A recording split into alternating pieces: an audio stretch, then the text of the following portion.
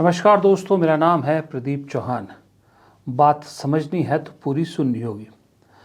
दोस्तों, नवाज देवबंदी साहब का एक बहुत मशहूर शेर है, आपने कई बार सुना होगा।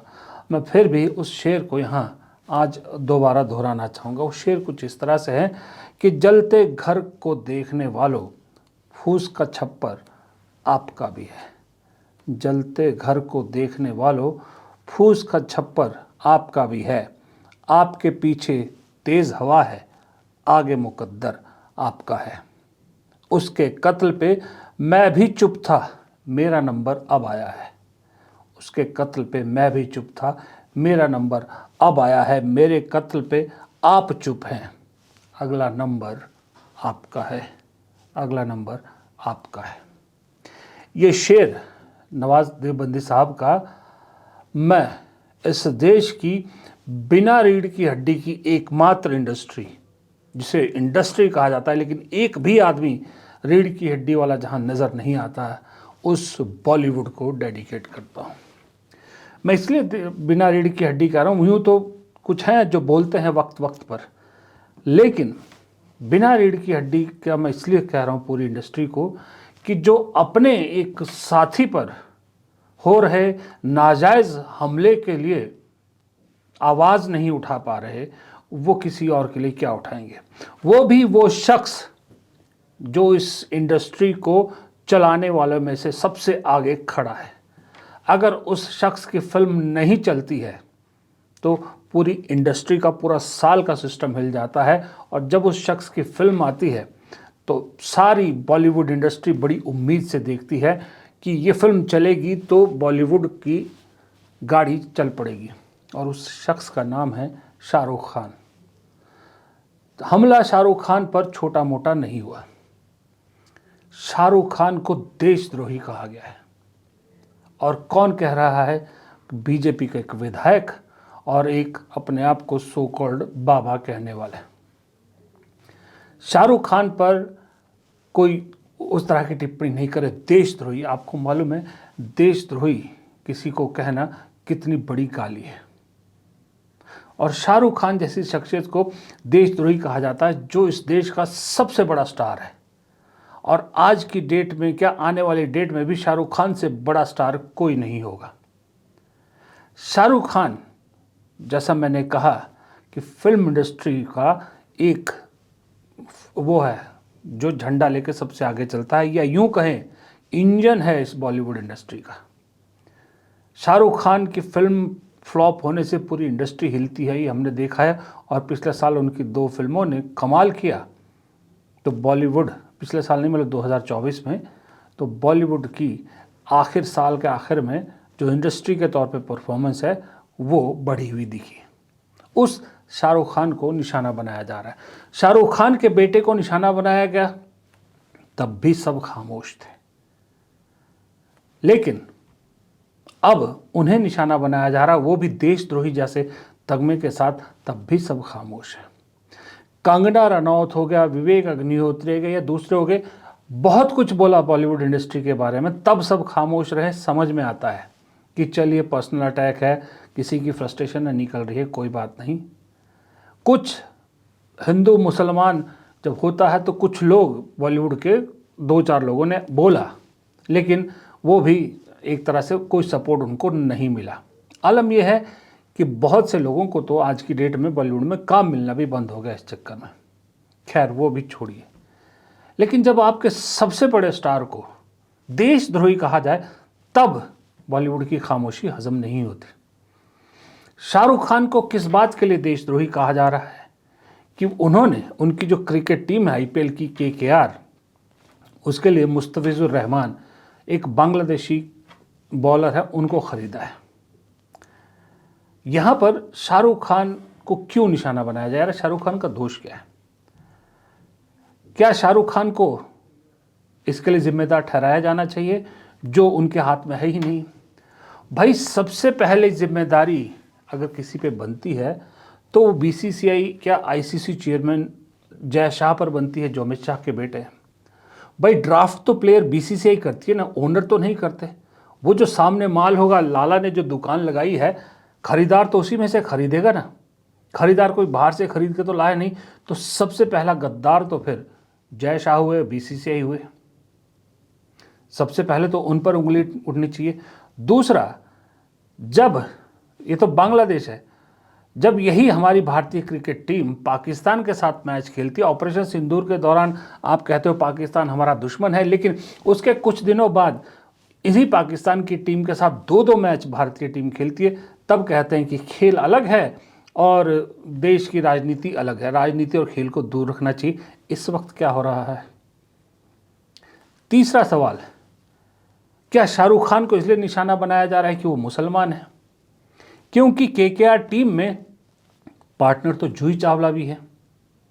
ये वही जूही चावला हैं जो यूपीए सरकार के टाइम पेट्रोल की बढ़ती कीमतों और डॉलर के बढ़ते रेट पे तंज कसा करती थी। आज खामोश, आज लोग उनसे सवाल पूछते हैं कि जूही जी, अब भी तो डॉलर के मुकाबले रुपया बेहद कमज़ोर हो गया है, पेट्रोल कहाँ से कहाँ पहुँच गया, लेकिन चुप हैं। उन जूही चावला पर कोई निशाना नहीं लगा रहा। निशाने पर कौन आ रहे हैं? शाहरुख खान। शायद इसीलिए कि उनके नाम में खान है, और उनकी एक फिल्म भी थी माय नेम इज़ खान। अब देखिए, आम आदमी पार्टी के सांसद संजय सिंह ने भी बड़ा जेन्युइन सवाल उठाया। उन्होंने कहा कि अगर बांग्लादेश के खिलाड़ी रखने पर शाहरुख खान देशद्रोही हैं, तो शेख हसीना को रखने पर मोदी क्या हैं? भारत की बिजली बांग्लादेश को देने वाला अदानी क्या है? सवाल सही है। ये जो शाहरुख खान पर देशद्रोही होने का आरोप लगा रहे हैं, उन्हें एक नज़र इधर भी रखनी चाहिए। ये शाहरुख खान मीर फाउंडेशन नाम से एक संस्था चलाते हैं। मालूम है ये संस्था क्या काम करती है? ये संस्था उन लड़कियों के पुनरुत्थान पर काम करती है जो एसिड अटैक की शिकार होती हैं। और ये जो बाबा शाहरुख खान को देशद्रोही कह रहा है, और ये जो संगीत सोम विधायक देशद्रोही कह रहा है शाहरुख खान को, इनसे पूछना चाहता हूं, इन्होंने कौन सा ऐसा सामाजिक काम किया है? बाबा जी तो प्रवचन का पैसा लेते हैं खूब, फिर नाम लेते हैं कि हम हिंदू धर्म का प्रचार कर रहे हैं। एसिड अटैक की लड़कियों के बारे में कितने सोचते हैं इस देश में? किसने काम किया है? कौन उनके बारे में बात करता है?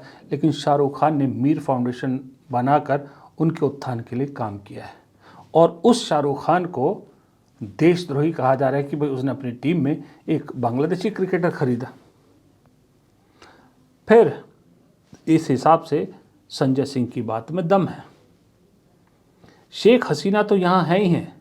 अभी खालिदा जिया का इंतकाल हुआ, बांग्लादेश की पूर्व प्रधानमंत्री, वहाँ पर भारतीय विदेश मंत्री को क्यों भेजा गया? फिर विदेश मंत्री न केवल वहाँ जाते, वहाँ जाके पाकिस्तान के मिनिस्टर से मुलाकात भी होती है उनसे। क्यों? फिर वो किस कैटेगरी में आते हैं? हमारे जो प्रधानमंत्री हैं वो बांग्लादेश के लीडर्स को बर्थडे विश करते हैं, ये विश करते हैं, फिर वो किस कैटेगरी में आते हैं? तब नहीं आता कि बांग्लादेश में क्या हो रहा है। दरअसल यहाँ पर शाहरुख खान को भी जरा अपने गिरेबान में झांकना चाहिए कि एक रीढ़ की हड्डी उनकी भी ज़्यादा मजबूत नहीं है। उनके बेटे को कैसे फंसाया गया था, क्या क्या बेटे को निकालने के लिए उन्हें करना पड़ा, ये शाहरुख खान बहुत अच्छी तरह से जानते हैं।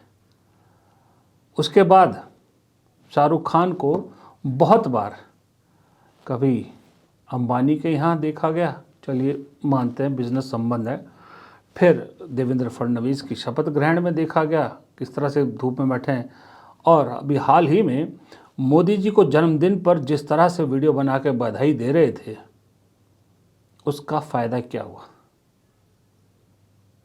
ये अंधभक्त, ये बीजेपी के लोग, ये संघ के लोग किसी के नहीं हैं। उल्टा उस दिन शाहरुख खान ने अपने एक ट्रू फैन बेस में से बहुत नुकसान किया जिस दिन मोदी जी के लिए वो वीडियो बनाया। लेकिन ये भी हम जानते हैं कि वो अपनी मर्ज़ी से उन्होंने बना के नहीं भेजा था। जिन्होंने भी उस दिन वो वीडियो बनाए थे, सबसे कैसे वीडियो बनवाए गए ये हम जानते हैं। तो ऐसे में कम से कम और कोई नहीं, बॉलीवुड के लोगों को तो खड़ा होना चाहिए कि भाई देशद्रोही जैसा इल्ज़ाम आप एक इतने बड़े सुपरस्टार पे लगा रहे हैं, ये कैसे संभव है? ये कैसे कोई इंडस्ट्री जो अपने आप को इंडस्ट्री कहती है, अपने आप को एक परिवार कहती है, वो कैसे ये सहन कर सकती है कि उसके सबसे बड़े सुपरस्टार को इस तरह का तगमा दिया जा रहा है? क्या सच में पूरी इंडस्ट्री खोखली हो गई है या खोखले सितारों से भरी पड़ी है? अरे अनुपम खेर, परेश रावल, अक्षय कुमार, ये सारे जो बड़े बड़े स्टार हैं, कंगना रनौत, सरकार के पैरों में बिछे हैं, कोई बात नहीं, पर अपने इस परिवार के एक सदस्य पर उठ रही इन उंगलियों को या उस पर लग रहे इस इल्ज़ाम पे कुछ तो बोलिए, यहाँ भी बात रखिए। अरे कम से कम किसी की पैरवी नहीं कर सकते तो गलत को गलत तो बोलिए, गलत को गलत बोलने की हिम्मत तो रखिए। या इतनी भी हिम्मत नहीं बची इन बॉलीवुड स्टार्स में कि ये एक छोटे से विधायक और एक फ्रॉड से बाबा की बात पर जवाब भी दे पाए। इतनी भी हिम्मत नहीं बची। अगर नहीं बची है तो सही में फिर इन खोखले सितारों पर लानत है, इनका कोई कुछ नहीं हो सकता। ये दरअसल रील के सितारे हैं, रील के स्टार है, रील में ही अच्छे, रियल में इनके बस की कोई बात नहीं है। शर्म आती हो, थोड़ी सी बची हो शर्म तो हॉलीवुड की तरफ देख लीजिए, वहाँ हॉलीवुड के सितारे किस तरह से अपनी बात पुरजोर तरीके से रखते हैं, क्योंकि आप लोग स्टार हो, आपको लोग फॉलो करते हैं, आपकी बात का असर होता है। आपको ये सोचना चाहिए, क्योंकि देश गर्त में जाएगा तो बॉलीवुड के इन सितारों पर भी भविष्य उंगलियां उठाएगा, और अगर देश बचता है तो इनके रोल को भी आंका जाएगा। नमस्कार।